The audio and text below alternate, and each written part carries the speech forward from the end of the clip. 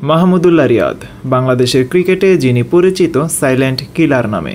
সংকটের মুহূর্তে দলের হাল ধরার দুর্দান্ত দক্ষতার কারণে কেউ কেউ তাকে ভালোবেসে ক্রাইসিস ম্যান বলেও ডাকতেন।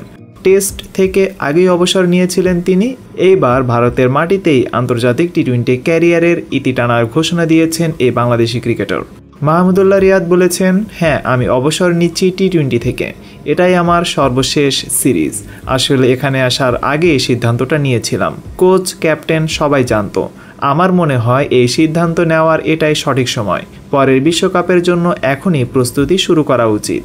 টি-20 ক্রিকেটকে বিদায় জানালেও ওয়ানডে ক্রিকেটে আরও কিছুদিন খেলা চালিয়ে যাওয়ার ঘোষণা দিয়েছেন মাহমুদুল্লাহ রিয়াদ। 2021 টি-20 বিশ্বকাপে তার নেতৃত্বে খেলেছিল বাংলাদেশ দল, তবে 2022 টি-20 বিশ্বকাপের দলে ছিলেন না তিনি। এরপর 2023 ওয়ানডে বিশ্বকাপের আগে অবিশ্বাস্য প্রত্যাবর্তন ঘটিয়ে আবারও দলে ফিরেছেন তিনি। এমনকি 2024 টি-20 বিশ্বকাপের স্কোয়াডে তাকে না রেখে উপায় ছিল না। টি-20 ক্রিকেটে 2007 সালে কেনিয়ার বিপক্ষে অভিষেক হয়েছিল মাহমুদুল্লাহ রিয়াদের। সেই থেকে আজ পর্যন্ত সর্বমোট 139টি ম্যাচ খেলেছেন তিনি। 117.74 স্ট্রাইক রেটে 23.48 গড়ে রান করেছেন 2395 আর বল হাতে নিয়েছেন 40টি উইকেট।